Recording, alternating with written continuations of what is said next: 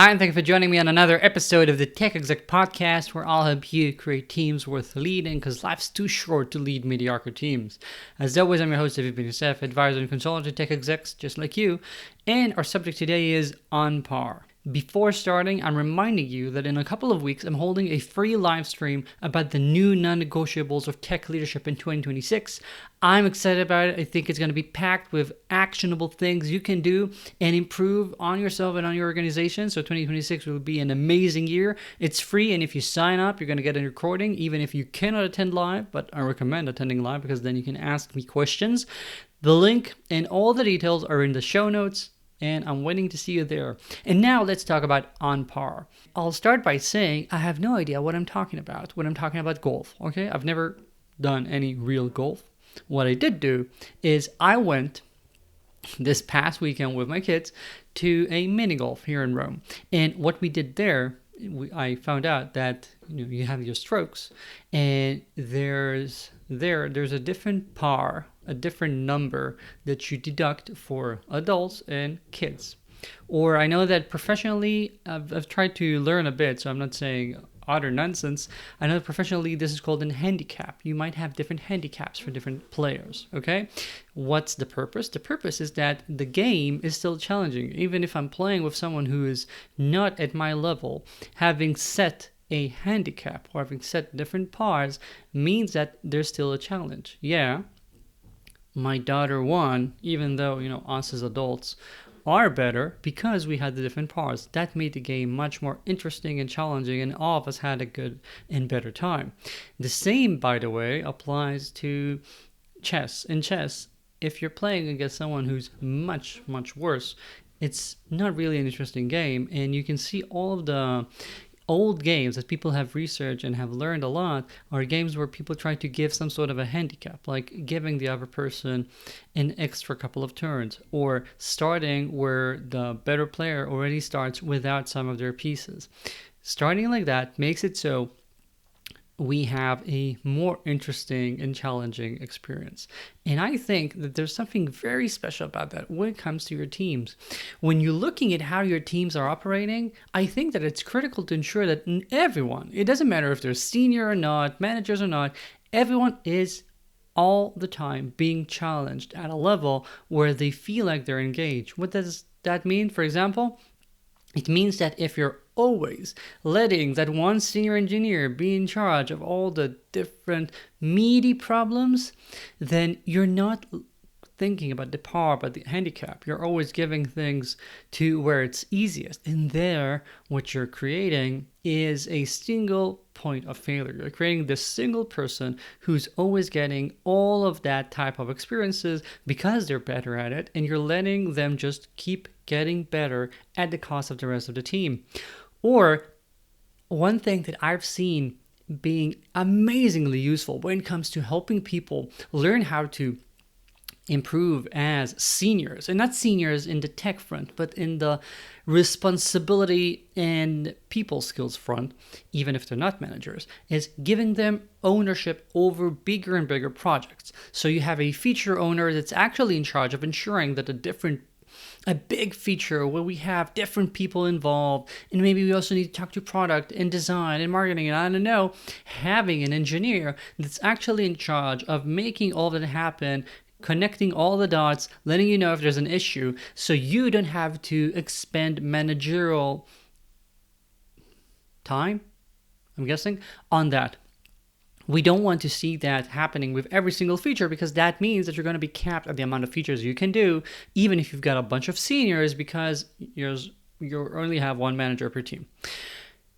Having feature owners means that we can do more of that. But again, if you're thinking about the handicap, or you're thinking about the par, what we want to do is to ensure that different people get different levels of this experience. So maybe you gave the bigger projects to the more senior people, but try to find opportunities to give feature ownership over smaller features, simpler features to the people who are only, mid-level engineers or even juniors, because that really helps them grow. That means that they're not stuck at their level. You're giving them a good challenge that's appropriate for their amount of experience to be challenged and grow.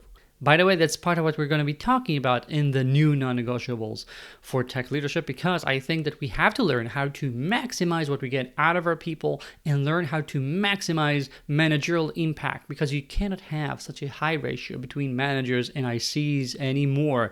I'm still seeing companies where the ratio is insane, like 1-3, which I've been telling clients is better than I see in most nurseries.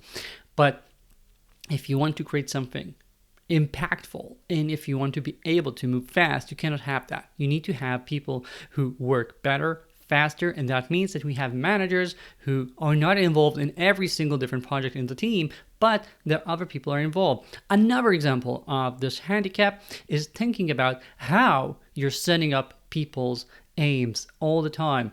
I'm assuming you have regular coaching going on, you have one-on-ones, right? And then the question is, are you having just one-on-ones to, check mark it and say, okay, we did that? Or are you actually thinking, what am I going to do? How am I going to push this person forward? What can challenge them? What can make them grow? Where can they learn something new? And if you have that, again, you're setting different parts for each person, different handicaps. We're thinking, yeah, I want them to be involved in this, but I'm going to make sure that that other person is going to help them with that piece of technology or with that background in the business they don't know, whatever. We're going to help those people grow.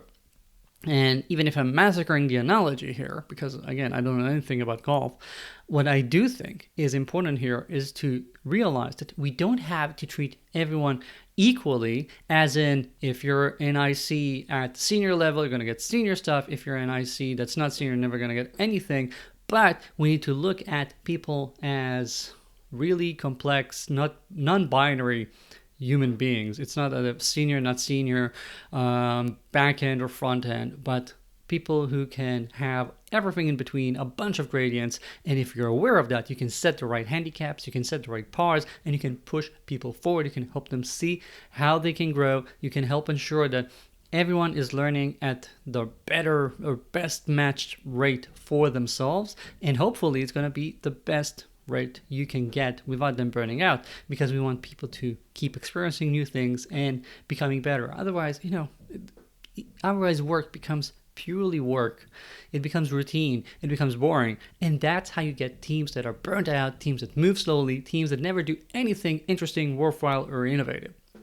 And as I said at the beginning, life is too short to lead mediocre teams. And if you set the right pars, if you set the right handicaps, if you actually expand your managerial brain power on this, you can get better teams. You can create something that you're going to be proud of. You can create something that you're going to look back on in a decade and say, yeah, I did good. That was an amazing team. I'm proud of that. At the end of the day, that's all you're going to be left with. And, some money in the bank. But I think the teams we create are more important, and probably a good team will help have more money in the bank. That's it for this week. Thank you for joining me. As always, check out my newsletter. It's the best newsletter online for tech execs. It's free, of course, and it's got a bunch of goodies every week. The link is in the show notes. And again, check out the new non-negotiables for tech leadership in 2026. Free live stream, couple of weeks from today. Link is in the show notes. I'll see you here next week. Ciao.